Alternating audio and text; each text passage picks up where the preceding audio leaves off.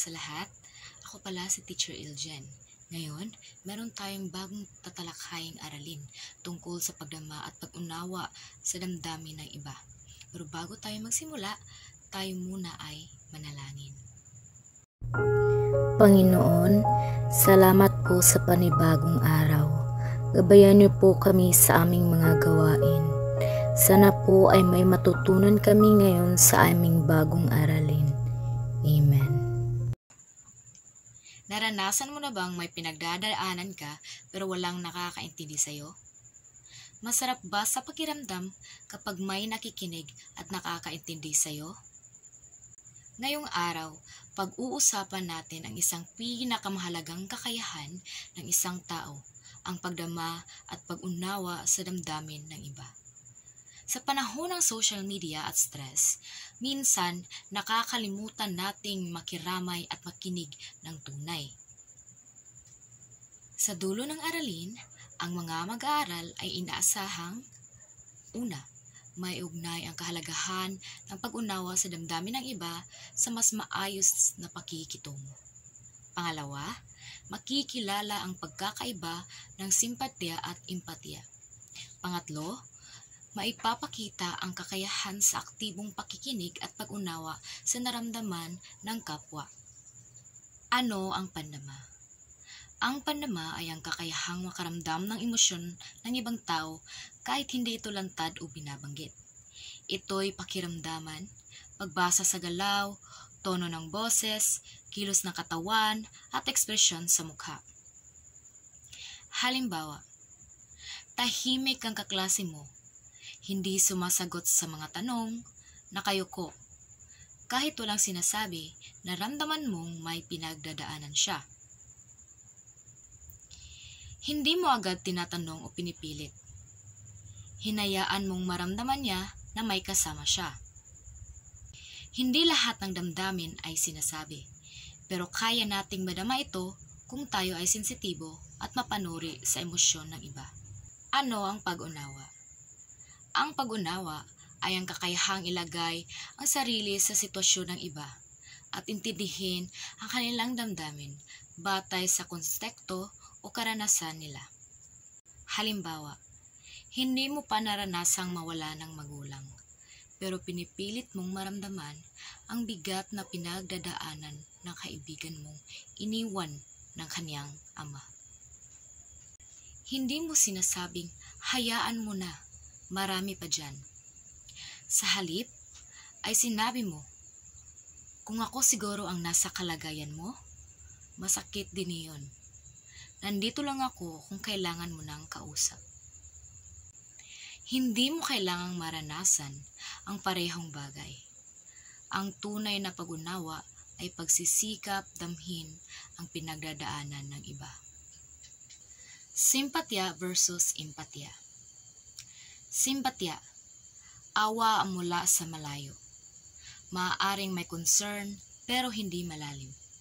Halimbawa, nakakaawa siya, kawawa naman.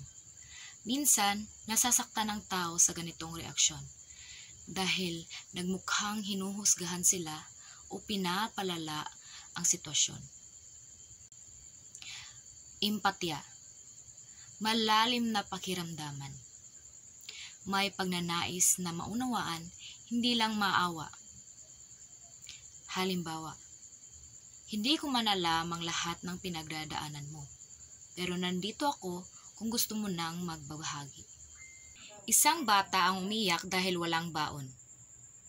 If simpatya, kawawa naman siya, walang pera. If empatya, siguro gutom siya at nahihiya. Paano kaya ako makakatulong kahit konti?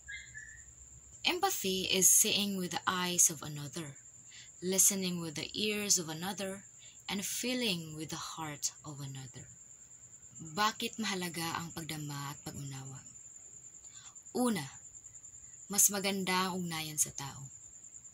Kapag nararamdaman ng ibang tao na naiintindihan sila, magiging mas bukas sila sa pakikipag-ugnayan. Pangalawa, iwas sa hindi pagkakaintindihan. kadalasang nagkakaroon ng conflict dahil hindi tayo marunong makinig o umintindi. Pangatlo, pinag-uugnay tayo bilang tao. Hindi sapat ang talino at galing. Ang tunay na malasakit ay pundasyon ng lipunang makatao. Pang-apat, pagiging mabuting kaibigan, kapatid, estudyante, anak. Sa pamilya, eskwelahan at barkadahan, kailangan natin ang empatya upang magkaroon ng tunay na koneksyon. Paano ipinapakita ang pagdama at pag-unawa?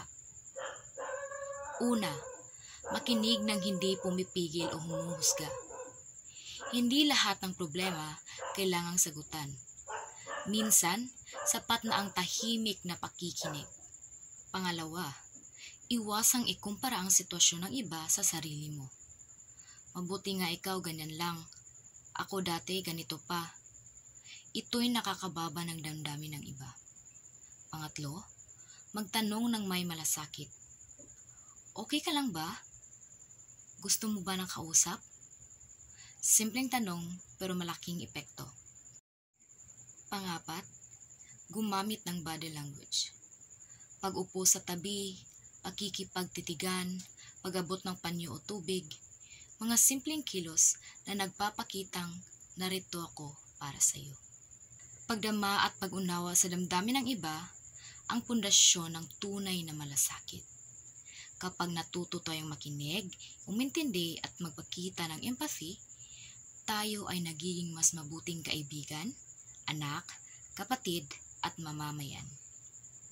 Sa huli, hindi natin kailangan laging solusyonan ang problema ng iba. Minsan, sapat na ang pakikinig na may puso. Ngayon, handa na ba kayo sa ating aktibidad? Yan ang ating aktibidad. Paki-comment lang sa comment section ang iyong mga sagot. Bago tayo magtapos, manalangin muna tayo. Panginoon, salamat sa mga natutunan namin ngayon. Turuan mo po kami na huwag maging mapanghusga, kundi maging bukas ang aming puso sa damdamin ng iba. Bigyan mo kami ng lakas na maging maliwanag at ginhawa sa aming kapwa. Amen. At dito nagtatapos ang ating aralin.